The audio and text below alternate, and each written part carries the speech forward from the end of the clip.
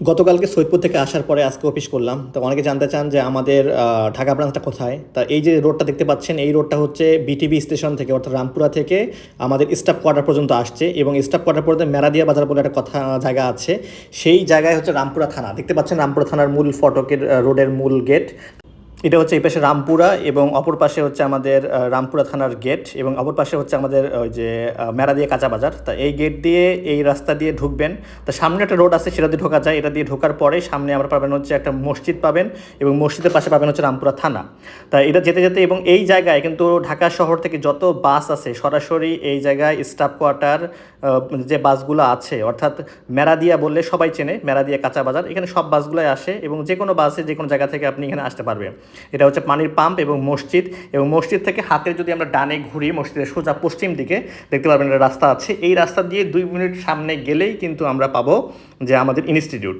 তা এই রাস্তা দিয়ে আসতে পারি, এবং সামনের একটা যে মূল রোড আছে সেই মূল রোডটাকে বলা হচ্ছে 10তলা রোড, অর্থাৎ বনশ্রীর যে মেইন রোড আছে সেই মেইন রোড থেকে 10তলা থেকে যে রোডটা যায়, এখানে আসার পরে হাতের বামে দেখবেন, হাতের বামে একটা বিল্ডিং আছে। এই বিল্ডিংটা 2তলায় আমাদের হচ্ছে ইনস্টিটিউট।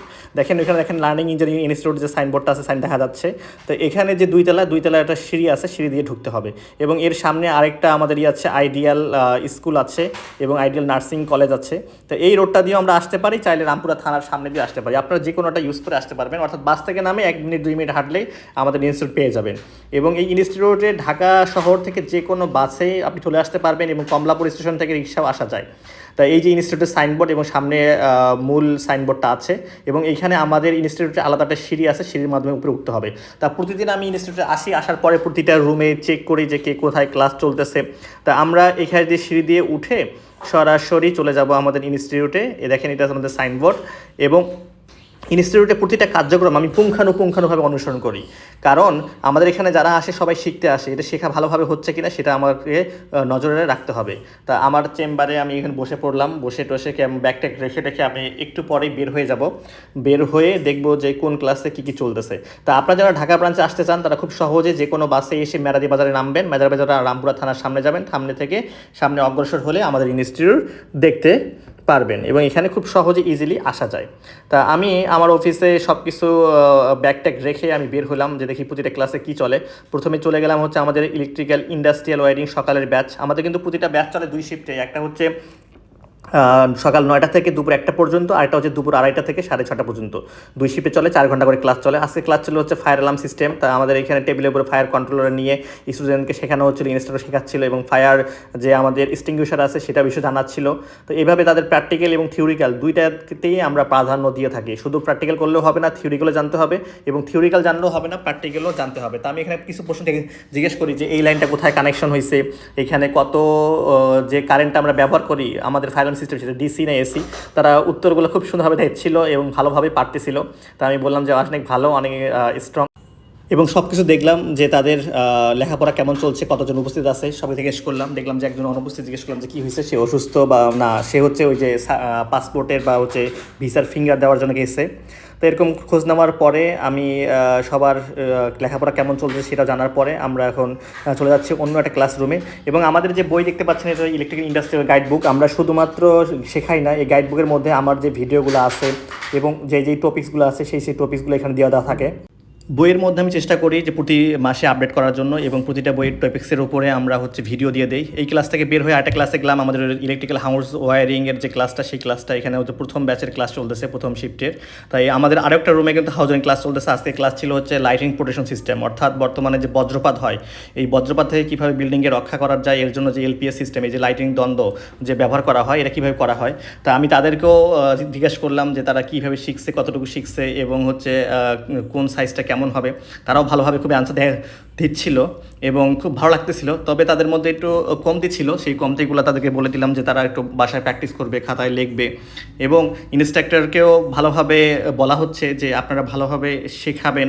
তো এগুলো নির্দেশনা দেওয়ার পরে, এবং তারাও বললো যে স্যার আমরা আস্তে আস্তে চেষ্টা করতেছি ভালোভাবে শেখার জন্য, এবং তারা ভালোভাবে শিখতেছে। যেহেতু আমাদের একটা কোর্সে 18টা ক্লাস, এবং প্রতিটা ক্লাসে থাকে কিন্তু অনেক বড় বড় ক্লাস, তো এই জন্য আসলে শিখতে তাদের একটু কষ্ট হয়। এরপরে চলে গেলাম আরেকটা, এটা হচ্ছে আমাদের ইলেকট্রিক্যাল হাউস ওয়ারিং সকালে শিফটে ক্লাস, এইখানে ক্লাস চলতেছে হচ্ছে ডল স্টার্টার। যদিও আমরা হাউস ওয়ারিংয়ের কোর্স করাচ্ছি, কিন্তু এই কোর্সের মধ্যে আমাদের অ্যাডভান্স লেভেলে অনেক পার্ট আছে, যেমন lighting protection system, CCTV camera, তারপর হচ্ছে এলপিএস সিস্টেম, তারপর হচ্ছে ফ্লোট সুইচের মাধ্যমে পানির পাম্প ওয়ারিংকরণ, এরকম অনেক জিনিসগুলো অ্যাডভান্স লেভেলের এখানে আছে।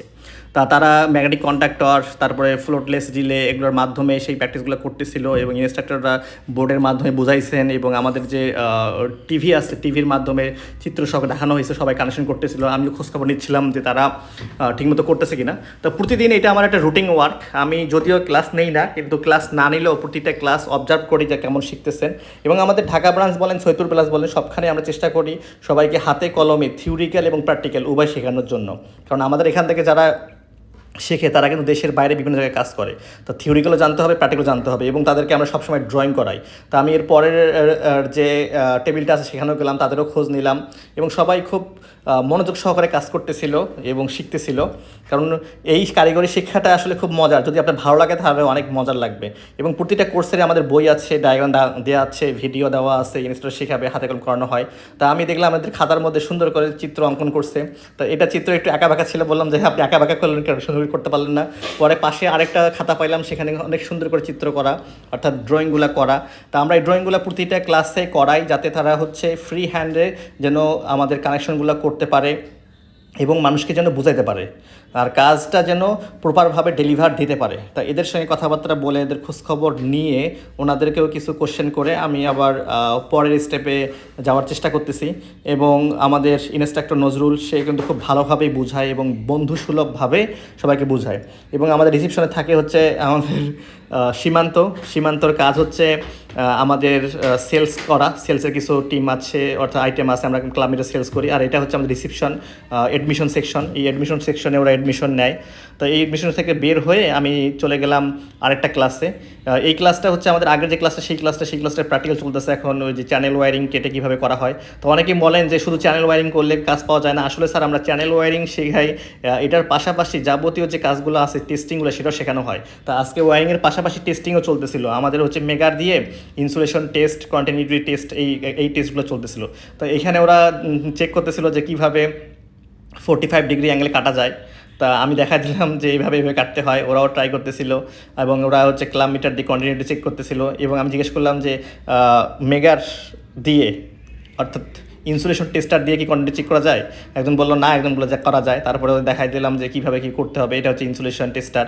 তা আমরা শুধুমাত্র ওয়ারিং শিখাই এরকম না, ওয়ারিংয়ের পাশাপাশি যাবতীয় যা দরকার একজন টেকনিশিয়ানের, সবগুলো কিন্তু শিখিয়ে রাখি। এবং এখান থেকে শিখে সবাই কিন্তু দেশ বিদেশে কাজ করতেছে। আমরা 2020 সাল থেকে এই প্রশিক্ষণ নিয়ে কাজ করতেছি, এবং মডিউলগুলো কিন্তু আমার নিজের হাতে তৈরি করা, কারো কাছে কপি করা না। এবং প্রতিটা মডিউলে স্পেসিফিকলিভাবে ভিডিও দেওয়া আছে, বইয়ের মধ্যে গাইডলাইন দেওয়া আছে, এবং আমাদের হাতে কলমে সবাইকে ধরে ধরে আমরা কাজ শেখাই। তা আপনারা চাইলে আমাদের ঢাকা ব্রাঞ্চে আসতে পারেন, ঢাকা ব্রাঞ্চে এসে করতে পারেন। এবং এছাড়া আমাদের সৈয়দপুর ব্রাঞ্চ, তাদের একটু খরচ কম দরকার, তারা আমাদের সৈয়দপুর ব্রাঞ্চে এসে করতে পারেন, করে নিজেকে দক্ষ করতে পারে।